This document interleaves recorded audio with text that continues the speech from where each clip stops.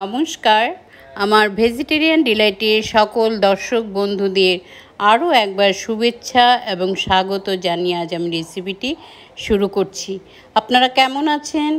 নিশ্চয়ই ভালো আছেন, আমিও ভালো আছি। সকলেই ভালো থাকুন, সকলে সুস্থ থাকুন, আনন্দ থাকুন, এটাই আমার ঠাকুরের কাছে একমাত্র বিশেষ প্রার্থনা। সকলে ভালো থাকার, আনন্দ থাকার আরেক নামই হচ্ছে জীবন আশা। ধন্যবাদ। এখন চলুন আমি চলে যাচ্ছি রেসিপিতে, প্রসেসে। আমি এখানে করব মোচার ধোকার ডালনা। এই রান্নাটি অ্যাকচুয়ালি অনেক পুরনো একটি রান্না বলতে পারি, মা দিদা ঠাকুমাদের আমলের। আবার বলতে পারি যে মায়াপুরের এটি একটি বিশেষ পদ, যেটা ঠাকুর বাড়িতে এটা রান্না হয়েই থাকে, দেওয়া থাকে। খুব বিশেষ একটি রান্না, ভীষণ দুর্দান্ত স্বাদের হয়। তা সেই রান্নাটি আজ আমরা নিরামিষের দিনে, নিরামিষের বাড়িতে আজকে আমরা এটা করছি, তো সেটাই আপনাদের সঙ্গে শেয়ার করছি। আমি এখানে নিয়ে নিয়েছি মোচা, ঠিক যতটা ততটুক নিয়ে নিয়েছি ছোলার ডাল। এখানে আপনারা ছোলার ডাল, মটর ডাল দুটো মিশিয়েও করতে পারেন। আমি শুধু ছোলার ডাল নিয়েছি, ধুয়ে প্রায় 4 থেকে 5 ঘন্টার মতো একটু ভিজিয়ে রেখেছিলাম। আর মোচাগুলো কেটে ধুয়ে পরিষ্কার করে কুচি কুচি করে কেটে একটু নুন হলুদে ভাপিয়ে ছেঁকে নিয়েছি। তারপর গ্রাইন্ডারে পেস্ট করে নিয়েছি, আর ডালগুলোকেও জল ঝারিয়ে পেস্ট করে নিলাম। এইখানে ডালটা পেস্ট করার সময় আমি 1/2 ইঞ্চি পরিমাণের আদা, 2টো কাঁচা লঙ্কা, সামান্য পরিমাণের একটু নুন দিয়ে বেটে নিয়েছি। নিয়ে এখন দুটোকে কি করব, আমি মিক্সার থেকে নিয়ে আমি একটি বাউলে এটি বের করে নেব। নিয়ে আমি এখন কি করব, কড়াই একটা চাপিয়ে দেব গ্যাসে। তারপর এখানে আমি এটার মধ্যে যে মশলাটা আমি ব্যবহার করব, সেখানে আমি কিছু মশলা এখানে অ্যাড করব। এই গোটা একটা বড় টমেটো, 4টে কাঁচা লঙ্কা, আর 1/2 ইঞ্চি পরিমাণের দিয়েছি একটু আদা, আর 3-4টে দিয়েছি কাজু, নুন আর সামান্য পরিমাণের একটু জিরে দিয়ে একটু জল দিয়ে পেস্ট করে নিয়েছি। করে এটা একটু সাইডে সরিয়ে রেখে ফ্রাই প্যানে আমি দিয়েছি সরষের তেল। এই রান্নাটা সরষের তেলেই আমি করব, আর সরষের তেলে করলেই ভালো হয়। তো ফ্রাই প্যান চাপিয়ে আমি তেল দিয়ে দিয়েছি। তেলটা গরম হওয়ার পরে দিয়েছি সামান্য পরিমাণের একটু হিং দিয়ে তারপর আমি এই ব্যাটারটা ঢেলে দিয়েছি ফ্রাই প্যানে। এখানে দেব, আমি যেহেতু বাটার সময় নুন অ্যাড করেছি, তাই খুব কম পরিমাণে একটু নুন দেব, সামান্য একটু চিনি দেব, নুন হলুদ দিয়ে ভালো করে এটা কষিয়ে নেব যতক্ষণ পর্যন্ত এই মোচা এবং ডালের থেকে ভিজে ভাবটা শুকিয়ে না আসছে, ততক্ষণ পর্যন্ত আমি এটা কি করব, ফ্রাই করতে থাকব।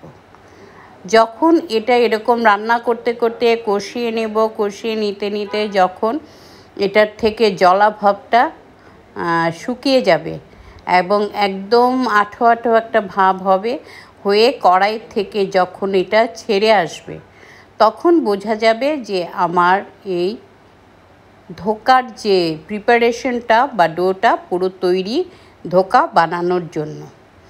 তো আমি এইভাবে পুরোটা করব। এটা মোটামুটি 10 থেকে 12 মিনিটের মতো লাগে এভাবে করতে। লো টু মিডিয়ামে ফ্লেমটা রেখে আমি এটা করতে থাকব। তারপর আমি একটা প্লেট নিয়ে নেব, নিয়ে এটাতে ঘি বা তেল ব্রাশ করে নেব, করে আমি এটা ঢেলে দেব। আমি এটা সম্পূর্ণ ঢেলে দেব এই থালের মধ্যে। দিয়ে কি করব, আমি এখানে দিয়ে দেব, দিয়ে ঢেলের মধ্যে দেব, দিয়ে আমি কি করব, এটাকে ছোট ছোট করে সুন্দর করে হাফ অ্যান আওয়ারের মতো আমি এটা রেখে দেব। আমি বাইরেই রাখতে পারি, ইচ্ছা করলে আপনারা এটা একটু ফ্রিজেও রাখতে পারেন। রেখে ফ্রিজেও রাখতে পারেন। তো এইভাবে রেখে এই ধোকাটাকে এখন হাফ অ্যান আওয়ার পরে এরকম পিস পিস করে কেটে নেব। আপনারা চাইলে ডায়মন্ড শেপ, বরফির আকার, চৌকো যেরকম খুশি করতে পারেন।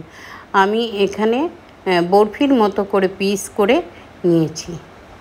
তারপর আমি কি করেছি, এখানে আমি কিছু আলু অ্যাড করব। সেই আলুটা আমি একটু নুন হলুদ দিয়ে একটু হালকা করে ভেজে তুলে নেব। নিয়ে এখানে যে আমি ধোকা করেছি সেই ধোকাটা আমি একটা একটা করে সুন্দর করে একটা প্লেটে ডিশ আউট করে নেব। করে তারপর আমি আলুগুলো তুলে তারপর এখানে আরেকটু তেল দিয়ে দেব। দিয়ে আমি ধোকাগুলি এখন কি করব, 2 থেকে 3 ব্যাচে আমি সুন্দর করে ভেজে ভেজে তুলে নেব। এটা ভাজতে খুব একটা বেশি সময় লাগে না, 3-4 মিনিটেই এক একটা ব্যাচ হয়ে যায়। তো এইভাবে ভেজে আমি তুলে নেব। এইটাতে আমি একটু কারি করব। আপনারা চাইলে এটা শুধু মুখে ডাল ভাতের সঙ্গেও খেতে পারেন বা এমনিতেও খেতে ভীষণ ভালো লাগবে, যেহেতু আমি এখানে কিছু মশলাও এড করেছিলাম। তো এইভাবে ভেজে আমি সম্পূর্ণ ধোকাগুলো সব তুলে একটা প্লেটে তুলে নেব। এখন আমার ধোকাগুলো সম্পূর্ণ ভাজা হয়ে গেছে। দেখুন, এখন আমি তরকারিটা এখানে চাপিয়ে দেব। এখানে আমি ওই তেলের মধ্যে দিয়ে দিয়েছি একটা তেজপাতা, 2-3টে এলাচ, শুকনো লঙ্কা একটু, সামান্য পরিমাণের হিং, হাফ টিস্পুন জিরে, 2টা লবঙ্গ দিয়ে আমি এটা ফোড়নটাকে 30 থেকে 40 সেকেন্ড একটু নাড়াচাড়া করব। তারপর আমি যে টমেটো, আদা, কাঁচা লঙ্কা পেস্ট করে রেখেছিলাম সেই মশলাটাও এখানে দিয়ে দেব। দিয়ে এখন দেব কিছু গুঁড়ো মশলা অ্যাড করব। যেমন সামান্য পরিমাণের একটু হলুদ, আর হাফ টিস্পুন দেব ধনের গুঁড়ো, হাফ টিস্পুন জিরের গুঁড়ো, হাফ টিস্পুন দেব একটু লাল লঙ্কার গুঁড়ো। দিয়ে এই কাশ্মীরি লঙ্কার গুঁড়োটা আমি একটু কালারের জন্য দিচ্ছি, আপনারা চাইলে এটা নাও দিতে পারেন। এইভাবে দিয়ে মিক্সার গ্রাইন্ডারটা ধুয়ে আমি জলটা দিয়ে দিব, দিয়ে সুন্দর করে নাড়াচাড়া করব। করে আমি এখানে হাফ টিস্পুন একটু চিনিও দিয়ে দেব। দিয়ে সুন্দর করে এটা ভালো করে কি করব, নাড়ব। যখন এটা একদম কষে মশলাটা তেল ছেড়ে আসবে উপর থেকে, এমতো অবস্থা আমি কি করব, ভেজে রেখেছিলাম যে আলু, সেই আলুটাও এখানে দিয়ে দেব। আলুটা এখানে দিয়ে দেব। দিয়ে আলু এবং মশলার সঙ্গে ভালো করে নাড়াচাড়া করব, ভালো করে কষবো। যেহেতু আমার আলু এখানে ফ্রাই করাই ছিল, তাই এখানে আলুর মধ্যে কষে আমি আলুটাও সেদ্ধ হয়ে গেছে। এখানে আমি প্রায়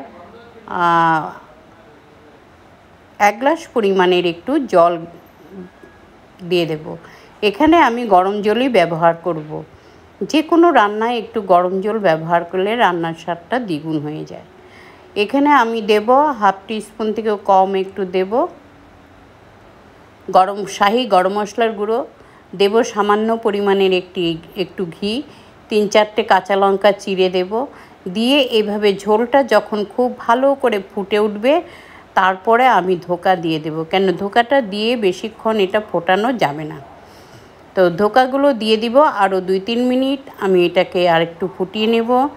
নিয়ে তারপর নামিয়ে আমি একটু ফ্রেশ কুচনো ধনেপাতা এখানে ছড়িয়ে দেব। দিয়ে গ্যাসটা বন্ধ করে আরও 5 থেকে 7 মিনিট আমি একটু স্ট্যান্ডিং টাইমে রাখবো।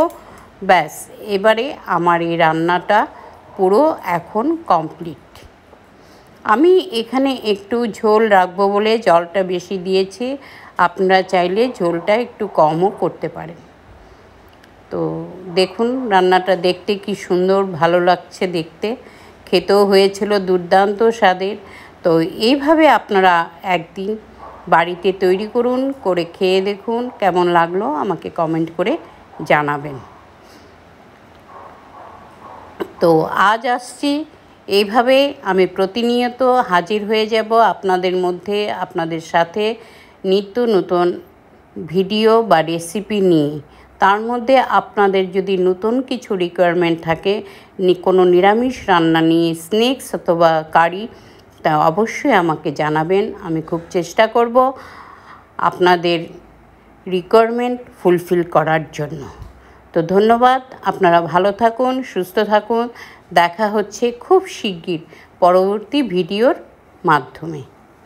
আজ আসছি।